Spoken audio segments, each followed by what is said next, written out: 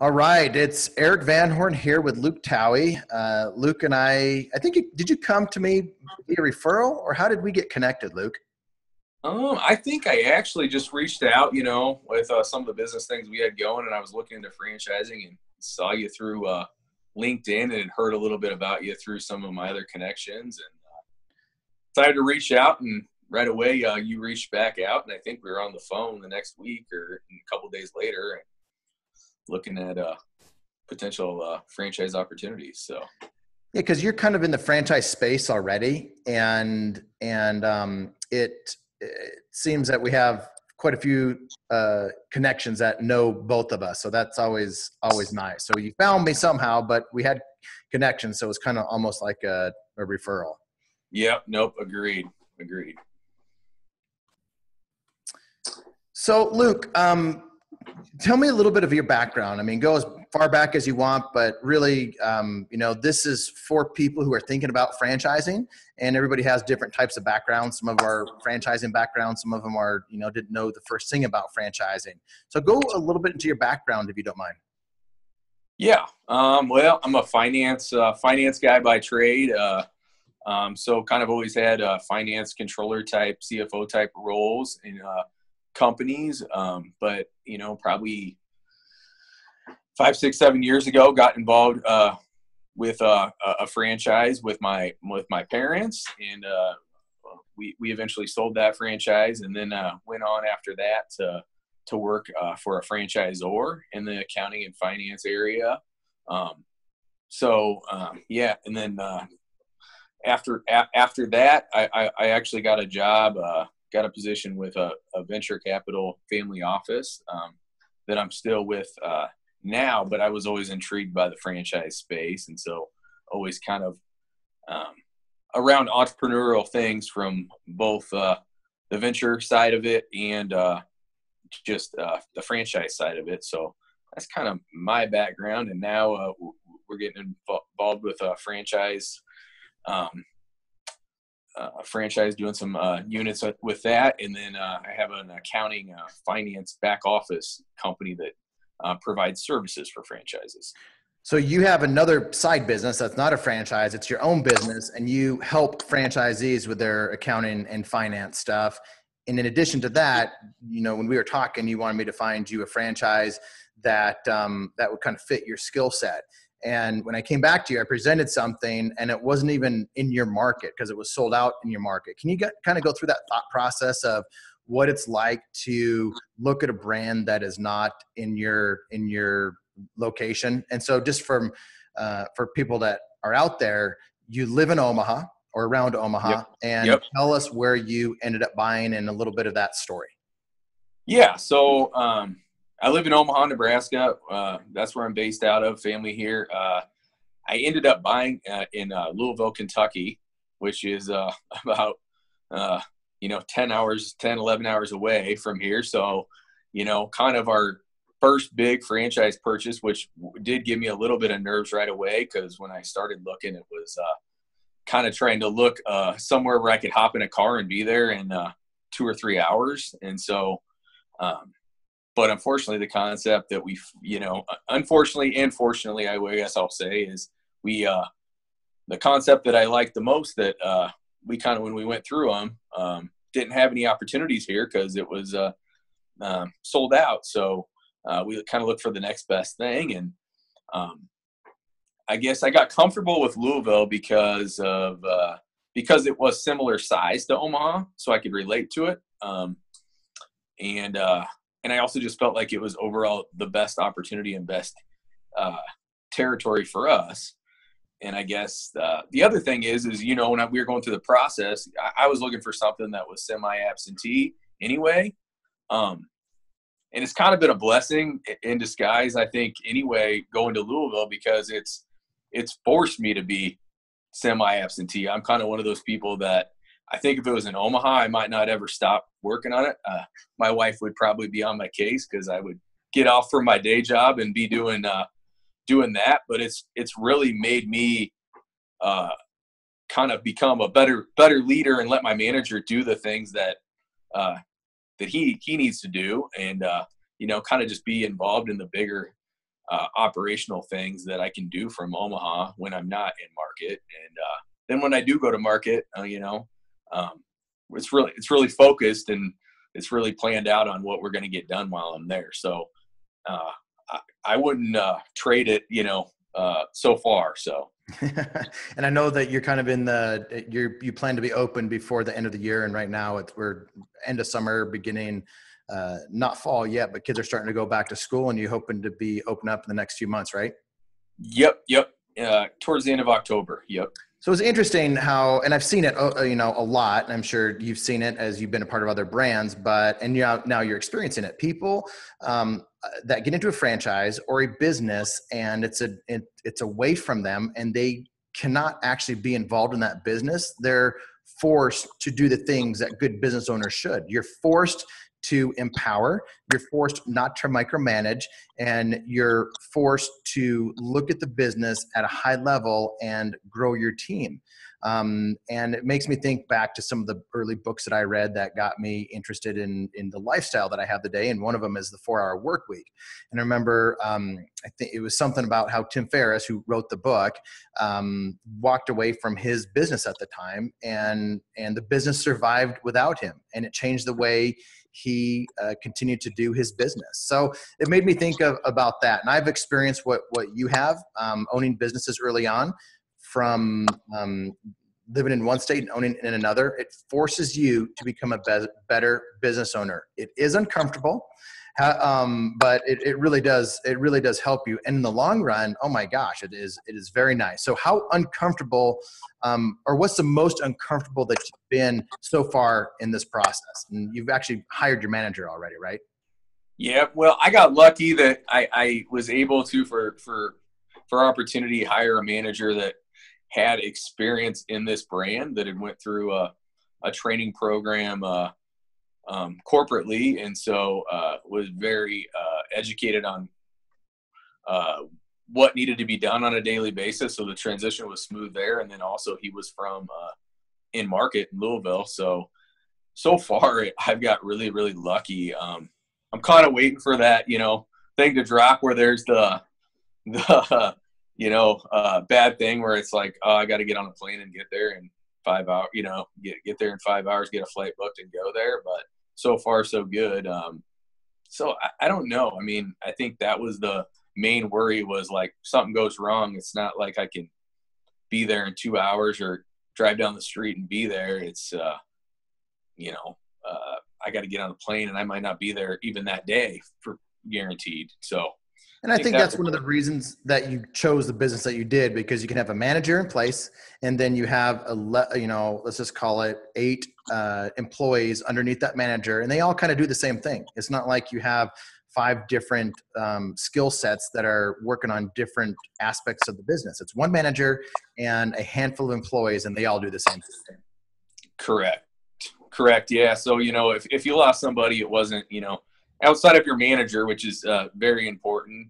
I mean, we don't want to lose any of our people. We want to retain all of them, but that definitely does help that they're interchangeable a little bit. If somebody's sick or somebody has to be gone, that you're not like, who picks up while they're gone. So yeah, definitely that was intriguing for me. So we talked about this when you first started looking, and I talked to everybody about this. Like, what did you want in a franchise? What were those things in the franchise that you eventually bought that matched the things that you really wanted in a franchise? I wanted something that was, for sure, like we spoke about, semi-absentee, where it wasn't something where I was kind of buying a job almost, where I was going to be in it 60, 70, 80 hours a week, or even 40 hours a week. I wanted something that I could get going, and eventually, get other things going as well, and keep the other things that I have going on right now moving along too. So, and then the second thing, I wanted something that was a model that I felt like I could move my employees through that and have them see a career path with our business. I've seen other concepts in the past, and there's nothing wrong with them, but where you're just churning through employees, and I wanted something that I could grow, somebody that came in one position that may have goals to be something else, that they could become an assistant manager or a manager, and our manager of a location could be a regional manager or a district manager, or even move them to another concept, or if we get into another brand in the future, that we can they can kind of be our go-to person. So I just know from me personally, that's something that I always have looked at in other jobs that I've had in the past, is how can I grow, and how can I improve myself? And so that was something that I wanted to be able to provide for the people that are part of our team. That's a great point. I was just on the phone today interviewing. I was the third interview for hiring for a manager position for our location that we're starting up in Owensboro, Kentucky. And one of the questions that he asked me is like, Erik, where do I go? Let's say I crush it at the manager position. What's next? And I love it with someone, when you're hiring someone, you want someone that wants to outgrow their job. And it's exactly like you. I said, well, what's next is eventually we will have a regional manager position that's opened up. And I own multiple locations with different partnership groups. And so there might even be a district manager that is overseeing, working for multiple partnerships that I'm involved with. And then they might even oversee, beyond that, might oversee multiple brands that I own. So there's definitely a path forward, and you want to find an employee that wants to know that path and strives for it. Now, who knows if they're going to actually do it or not, but asking the question and having that goal is definitely a good sign when you're making a hire. No, totally agree. Most people get afraid. There's fear. We can call it whatever we want. Anxiety. I don't remember you experiencing much of that, or at least you didn't tell me when you were, Yeah. or your partners. But was there at any point in the process where you just took a step back, or how did you, if there wasn't, like, how did you manage that process or making a big decision like this? I think there was like not choosing it, but after we kind of made the decision, I guess I kind of just had I had a little bit of nerves, and I think it was more being anxious too. It's just like, which I think is natural a little bit when you're going to invest in something like this. And it's your first, not first, but big investment, doing multi-unit type deal. Let's make this work. But I actually kind of get a rush out of that too, just to kind of have a little bit of pressure and want to, make it happen, because, that's why you buy into these franchise concepts. The processes are, for the most part in these good brands are there. And, you're investing in a good product or a good service or whatever you are. And then the fun part now is I just got to get the people part right, and I love doing that part. So that's exciting, man. I just got to try to, like we just talked about, have people grow with us. And, if we can get people to buy into that vision and culture, and, they start caring about it as much as I do, it makes it pretty easy.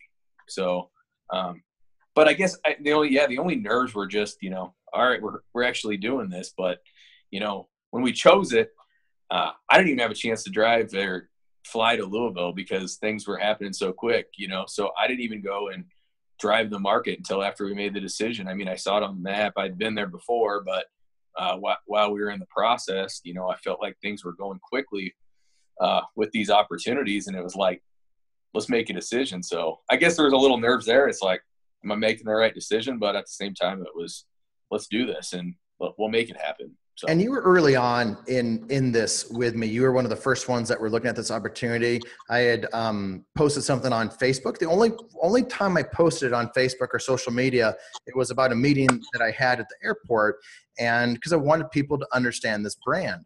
And I said something about the brand. I said, this might be the next one that I buy. Whenever I put out something like that, it's always very truthful, because if people are out there always saying, this is the next best thing, I'm doing this, and nobody ever follows through with that stuff. And it's all just a sales technique, and it's just hype. And I hate that stuff. So there was something truly special for me to post that on social media. And when you started to look at it, I was, looking at this at the same time, and things were going to move very fast with this brand. And you had to be in that position to make decisions quicker than what you may have wanted to, because we all try to push decisions further and further back, but things were happening fast and you knew that. But even looking back, I mean, they were probably happening even faster than you and I both realized, because this brand has just exploded. So talk to me about some of that, like how you went to Discovery Day, your decision-making process after Discovery Day, and how you went through that in your mind. Yeah. I mean, I guess I didn't, that was the great thing about, I didn't, I'd known you through referrals and through, different folks that we had in mutual, but I felt right away that, just your experience and the fact that you were a franchisee yourself, I trusted you automatically. And I didn't feel really pressured. Like it was like you were trying to tell me to hurry up. I felt more like you wanted me to be a part of the opportunity. And so I was thankful for that.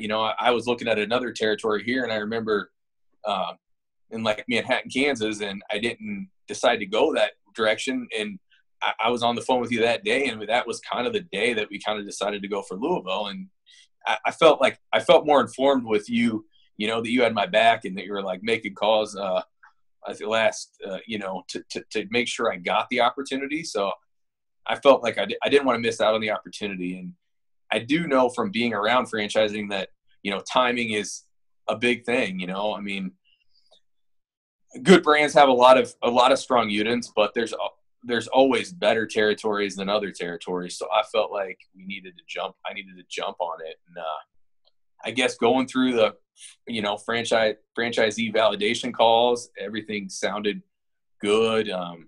Doing individual calls to franchisees, looking at the unit economics of everything, and then going to Discovery Day, the executive team for the brand and the other things just all checked boxes. And talking to other potential franchisees there, it just checked all the boxes. And throughout the process, I felt better and better about it, not like hung up. I didn't really get to a point where it was like, oh no, like I just found out something that was going to take me the other direction. It was more, I just kept getting more validation along the way. It kept getting better and better, and that just told me that this is. And that should be the case for a brand that you're looking at and you like. It should look better and better as you dig deeper and deeper into it. And at Discovery Day, Discovery Day is not a place to learn a bunch of stuff, but to make sure that everything you did learn is accurate and just a gut check, really.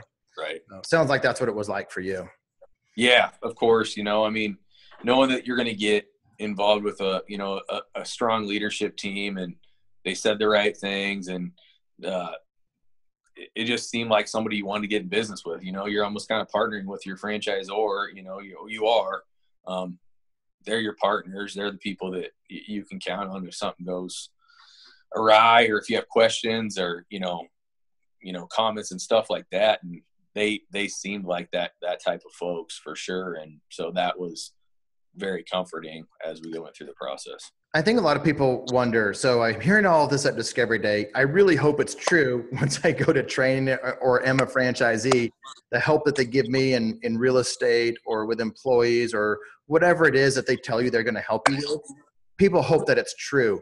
In your experience with this brand, the things that you were kind of told throughout the process and experienced at Discovery Day, what's it like being on the other end? And I know you're not open yet, but you can speak to everything up until opening.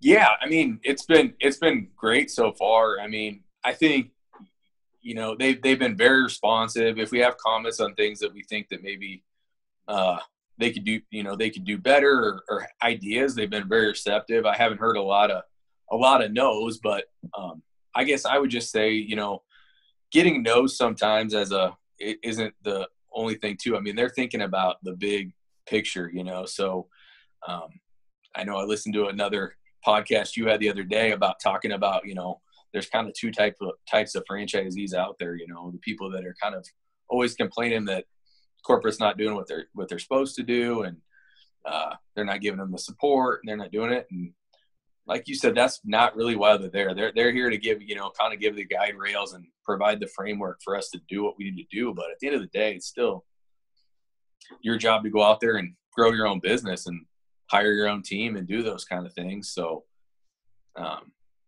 yeah.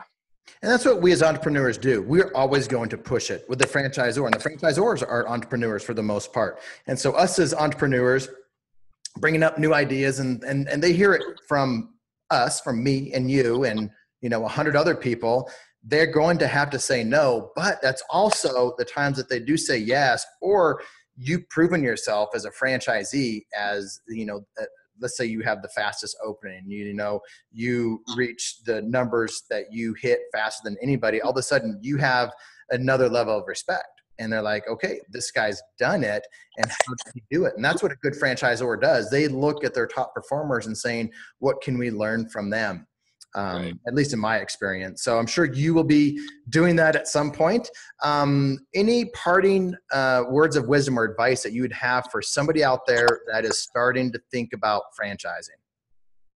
No, I think, just go for it and actually start digging into it. I mean, just because you sign up and, fill out some paperwork and look at it doesn't mean you're committed to doing it. But, just like with anything, I don't think you heard. It's like interviewing for a job, and maybe you're not ready to take that job, but it always kind of moves you along to, go through the opportunity and look at it. Because if it ends up not being a good opportunity, the next time you do go through that process, even if it's years down the road, you'll know the difference between, hey, last time I did this, it didn't feel right because it just wasn't the right opportunity, or the brand didn't seem like what it should be, what I was looking for in a franchise. But next time you go through it, you'll know that. But if you just kind of sit behind and don't kind of go for it and kind of fully explore it, I don't know that you'll ever get to that point. So that would just be my advice. And that's kind of maybe that's just how I do things. And I know, people are different in how they go about things and kind of more conservative, but it doesn't hurt to go through this process. And even at the end, if you say no, or after a couple of weeks you say no, I mean, it gets you going. So no, that's great advice. And it really works on two fronts. Someone out there thinking they want to do it and having a conversation with me so I can help them understand if they really are ready or if they're really not ready. And if they really are ready, we'll show them some things. And then the second part of it is they're the right franchise for them at this particular time. And so there's two things. It has to be right for the person looking, timing, and they have to have the right brand available in the right market at that right time. So there's two things that are unknowns for a lot of people, and you're never going to know either of those unless you kind of take that first step, right? No, of course. Yep. You don't know what you don't know. And so you just got to kind of dig in and find out. Don't assume anything, because, it's, you just don't know what the opportunity is out there. And, Erik does a good job of kind of taking you through the steps and being a franchisee yourself. I'm sure there's been things that you've passed up on, and over the years, it just wasn't the right fit, but take a look. Good advice. Well, thanks for your time. And I'll probably see you in Louisville sometime. All right. Sounds good. Thanks, Erik. Thank you.